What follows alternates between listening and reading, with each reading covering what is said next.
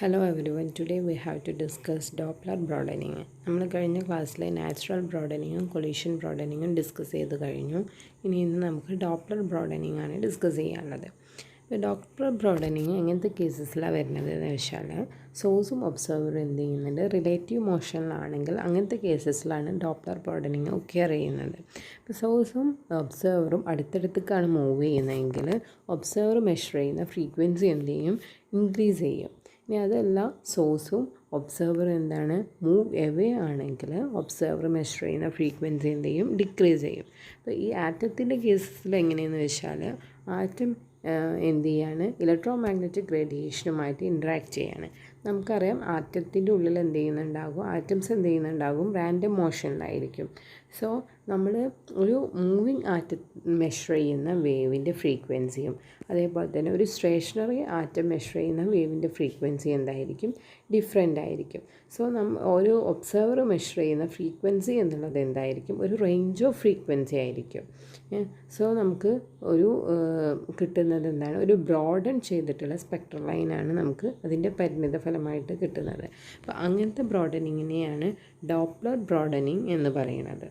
അതായത് എന്താണ്, electro magnetic റേഡിയേഷനുമായിട്ട് interact ചെയ്യുന്ന ആറ്റത്തിൻ്റെ കേസിൽ സ്റ്റേഷനറി ആയിട്ടുള്ള ആറ്റം ഒബ്സർവ് ചെയ്യുന്ന ഫ്രീക്വൻസി ഓഫ് വേവും അതേപോലെ തന്നെ മൂവിങ് ആറ്റം ഒബ്സർവ് ചെയ്യുന്ന ഫ്രീക്വൻസി ഓഫ് വേവും എന്തായിരിക്കും, ഡിഫറെൻ്റ് ആയിരിക്കും. സോ നമുക്ക് കിട്ടുക ഒരു ബാൻഡ് ഓഫ് ഫ്രീക്വൻസി, അതല്ലെങ്കിൽ നമുക്ക് ബ്രോഡൻ ചെയ്തിട്ടുള്ള സ്പെക്ട്രൽ ലൈനാണ് കിട്ടുക. അതിനെയാണ് എന്ത് ചെയ്യുന്നത് പറയുക, ഡോപ്ലർ ബ്രോഡനിങ് എന്ന് പറയുക. ഇനി നമുക്ക് എന്ത് ചെയ്യണം, ഈ ഡോപ്ലർ ബ്രോഡനിങ്ങിൽ ജി ഓഫ് ഒമേഗ കിട്ടണം. അപ്പോൾ ജി ഓഫ് ഒമേഗ കിട്ടാൻ വേണ്ടി നമ്മൾ എന്താ ചെയ്യണമെന്ന് വെച്ചാൽ ഒമേഗ ഫ്രീക്വൻസിയുള്ള റേഡിയേഷനുമായിട്ട് ആറ്റംസ് ഇൻട്രാക്ട് ചെയ്യണം. അപ്പോൾ ഈ ആറ്റംസ് ഇൻട്രാക്ട് ചെയ്യുന്നത് റാൻഡംലി ആണ് ഇൻട്രാക്ട് ചെയ്യുന്നത്. ഇവിടുത്തെ റെസൊണൻറ്റ് ഫ്രീക്വൻസി എത്രയാണ്, ഒമേഗ 0 ആണ്. നമുക്കറിയാം ഇങ്ങനെ ഇൻട്രാക്ട് ചെയ്യുമ്പോൾ നമുക്ക് എന്ത് കിട്ടും, അപ്പാരൻറ്റ് ഫ്രീക്വൻസി കിട്ടും. ഈ അപ്പാരൻറ്റ് ഫ്രീക്വൻസി എന്തായിരിക്കും, ഫ്രെയിം ഓഫ് റെഫറൻസ് ലൈൻ ആയിരിക്കും. ഇപ്പോൾ ഇവിടെ അങ്ങനെ മാക്സിമം ഇൻട്രാക്ഷൻ ഒക്കെ എപ്പോഴാണ്, റെസൊണൻസ് ഫ്രീക്വൻസിയിലാണ്. അതായത് ഒമേഗ ഈക്വൽ ടു ഒമേഗ 0യിലാണ് ആറ്റംസ് മാക്സിമം ഇൻട്രാക്ഷൻസ് ഒക്കെ ചെയ്യുന്നത്. ഇനി നമ്മൾ കൺസിഡർ ചെയ്യുന്നത് റേഡിയേഷൻസ് പ്രൊപ്പഗേറ്റ് ചെയ്യുന്നത് Z ഡയറക്ഷനിലാണ്. അങ്ങനെ Z ഡയറക്ഷനിൽ പ്രൊപ്പഗേറ്റ് ചെയ്യുന്ന റേഡിയേഷനുമായിട്ട് ആറ്റം ഉണ്ടാക്കുന്ന ഇൻട്രാക്ഷനാണ് എടുക്കുന്നത്.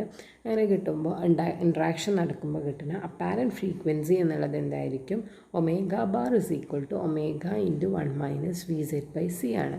ഇത് നിങ്ങൾ എന്താണ് ഡോപ്ലർ എഫക്റ്റിൽ പഠിക്കുന്ന ഇക്വേഷനാണ്. ഫ്രീക്വൻസിക്കുള്ള ഇക്വേഷൻ നിങ്ങൾ ഡോപ്ലർ എഫക്റ്റിൽ പഠിക്കുന്നുണ്ട്. അതേ ഇക്വേഷൻ തന്നെയാണ് ഇവിടെ എടുക്കുന്നത്.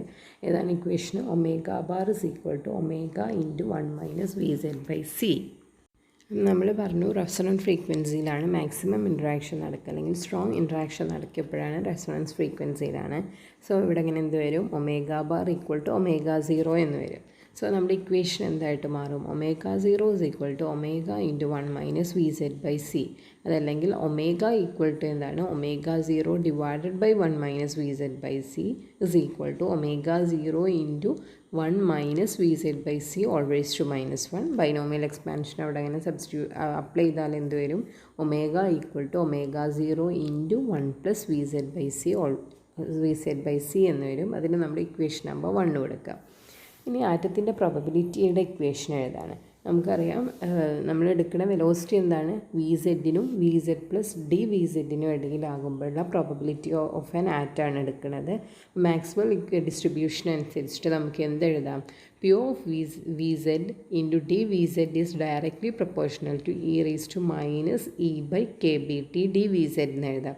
പ്രൊപ്പോർഷണാലിറ്റി മാറ്റിയിൽ നമുക്ക് എങ്ങനെ എഴുതാം, P of VZ dVZ is equal to e⁻ ഇക്ക് എന്ത് സബ്സ്റ്റിറ്റ്യൂട്ട് ചെയ്യുക, ½ സബ്സ്റ്റിറ്റ്യൂട്ട് ചെയ്തിട്ടാണ് എഴുതുന്നത്. അപ്പോൾ എന്ത് വരും, e⁻⁻mVZ² divided by 2kBT into dVZ.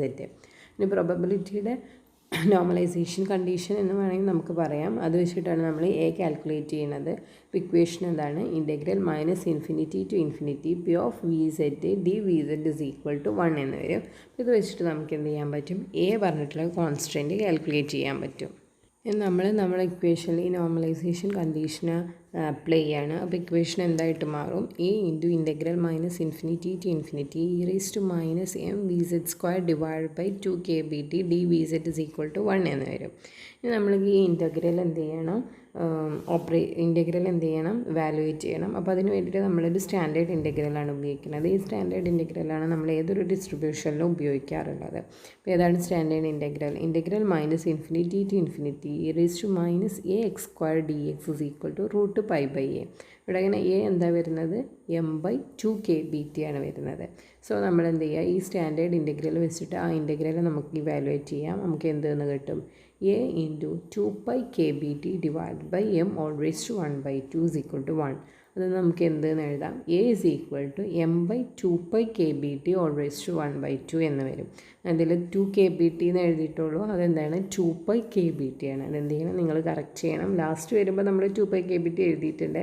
ഇവിടെ അങ്ങനെ 2 സ്റ്റെപ്പിൽ 2kbt എന്ന് എഴുതിയിട്ടുള്ളൂ. അവിടെ അങ്ങനെ എന്തുണ്ട്? 2πkbt ഉണ്ട്.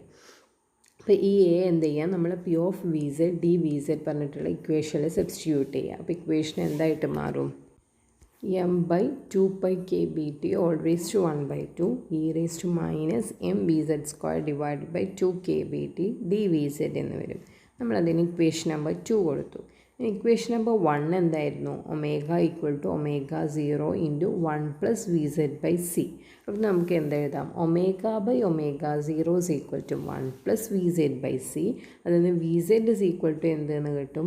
C into omega minus omega 0 divided by omega 0 എന്ന് വരും. അതേപോലെ തന്നെ വി സെഡ് കിട്ടി. ഇനി ഡി വി സെഡ് അതിനെന്ത് ചെയ്യുക? ഡിഫറൻഷ്യേറ്റ് ചെയ്താൽ ഡി വി സെഡ് കിട്ടും. ഡി വി സെഡ് എന്താ വരിക? C by omega 0 into d omega എന്ന് വരും. ഈ വി സെഡും ഡി വി സെഡും നമ്മൾ എന്ത് ചെയ്യുക? ഇക്വേഷൻ നമ്പർ 2ൽ സബ്സ്റ്റിറ്റ്യൂട്ട് ചെയ്യുക. അപ്പോൾ ഇക്വേഷൻ നമ്പർ 2 എന്തായിട്ട് മാറും? P of Vz dVz is equal to m/2πkbt all raised to 1/2 exponential minus m/2kbt into omega minus omega 0 all square divided by omega 0 square into c square into c by omega 0 d omega എന്ന് വരും. So ഇവിടുന്ന് നമുക്ക് എന്താ പറയാം? Maximum interaction നടക്കണമെങ്കിൽ എന്തായിരിക്കണം? Velocity z ഡയറക്ഷനിലായിരിക്കണം. അതുപോലെ തന്നെ ഇൻറ്റൻസിറ്റി ഇവിടെ എന്തായിരിക്കും? വെരി ഹൈ ആയിരിക്കും. സോ ഇവിടുന്ന് നമുക്ക് line shape function g of omega d omega എന്തെന്ന് എഴുതാം? Is equal to p of v z d v z എന്ന് എഴുതാം. അതായത് g of omega d omega for Doppler broadening എന്താ വരിക? C by omega 0 into m/2πkbt all raise to 1/2 exponential minus m/2kbt omega minus omega 0 all square divided by omega 0 square into c square d omega എന്ന് വരും. അതിന് നമ്മൾ equation number 3 കൊടുക്കുക. അപ്പോൾ ഇവിടെ നിന്ന് നമുക്ക് എന്താ കിട്ടുക? ഗോഷ്യൻ ഡിസ്ട്രിബ്യൂഷനാണ് കിട്ടുക. അതിൻ്റെ പീക്ക് എവിടെ ഉണ്ടാവുക? ഒമേഗ ഈക്വൽ ടു ഒമേഗ 0ലാണ് പീക്ക് ഉണ്ടാവുക. നമ്മൾ ഫുൾ വിഡ്ത്ത് ഹാഫ് മാക്സിമം എന്ത് ചെയ്യാണ്? കാൽക്കുലേറ്റ് ചെയ്യാണ്. സോ നമ്മൾ പറഞ്ഞു ജി ഓഫ് ഒമേഗ എവിടെ ആയിരിക്കും? മാക്സിമം റെസൊണൻസ് ഫ്രീക്വൻസിയിലാണ്. അതായത് ഒമേഗ ഈക്വൽ ടു ഒമേഗ 0ലാണ്. So g of omega maximum is equal to എന്ത് എന്ന് വരും? ഒമേഗ ഉള്ളിടത്ത് ഒമേഗ 0 സബ്സ്റ്റിറ്റ്യൂട്ട് ചെയ്താൽ നമുക്ക് എന്ത് കിട്ടും? C by omega 0 into m/2πkbt all raise to 1/2 എന്ന് വരും. അപ്പോൾ അവിടെ നിന്ന് നമുക്ക് ഹാഫ് മാക്സിമം എത്രയാണ് കിട്ടുക? ഡിവൈഡഡ് ബൈ 2 ചെയ്താൽ മതിയല്ലോ. അപ്പോൾ എന്ത് വരും? C by 2 omega 0 into m/2πkbt all raise to 1/2 എന്ന് വരും. അതിന് നമ്മൾ ഇക്വേഷൻ നമ്പർ 4 കൊടുക്കുക. ഇക്വേഷൻ നമ്പർ 3ഉം 4ഉം കൂടി കമ്പയർ ചെയ്താൽ നമുക്ക് എന്തെന്ന് കിട്ടും? Exponential minus m/2kbt omega minus omega 0 all square c square divided by omega 0 square is equal to 1/2 എന്ന് വരും. അതായത് exponential m c square divided by 2kbt omega minus omega 0 square divided by omega 0 square എന്താണ്? Equal to 2 ആണ്. നമ്മൾ എന്ത് ചെയ്തു? Reciprocal എടുത്തു. ഇനി എക്സ്പൊണൻഷ്യൽ മാറ്റാൻ വേണ്ടിയിട്ട് എന്ത് ചെയ്യുക? ലോഗ് ചെയ്യുക. അപ്പോൾ എന്ത് കിട്ടും? M c square divided by 2kbt into omega minus omega 0 whole square divided by omega 0 is equal to log 2 ആണെന്ന് കിട്ടി. അവിടെ നമുക്ക് omega minus omega 0 whole square divided by omega 0 is equal to എന്ത്? 0 square is equal to എന്തെന്ന് എഴുതാം? 2kbt by m c square log 2 എന്ന് എഴുതാം. ഇനി എന്ത് ചെയ്യാം, ഒമേഗ മൈനസ് ഒമേഗ 0 എന്തെന്ന് എഴുതാം, ഒമേഗ 0 ഇൻറ്റു √2 log 2 എന്ന് വരും. അതായത് ഫുൾ വിഡ്ത്ത് ഹാഫ് മാക്സിമം എന്താ കിട്ടുക, 2v ഒമേഗ 0 ഇൻറ്റു 2√2 log 2 എന്ന് വരും. നമ്മൾ ഫുൾ വിഡ്ത്ത് ഓഫ് ഹാഫ് മാക്സിമത്തിനെ ഡെൽറ്റ ഒമേഗ ഡി എന്ന് റെപ്രസെൻറ്റ് ചെയ്യുകയാണെങ്കിൽ നമുക്ക് ഇക്വേഷൻ ഒന്ന് റീഅറേഞ്ച് ചെയ്തെഴുതാം. എങ്ങനെ, delta omega d divide by 2 omega 0 whole square. നമ്മൾ ത്രൂ ഔട്ട് സ്ക്വയർ ചെയ്തു, 2 ഒമേഗ 0നെ LHSക്ക് കൊണ്ടുവരും ചെയ്തു. അപ്പോൾ അതെന്തായാലും ഈക്വൽ ആയിരിക്കും 2kBT/mc² log 2.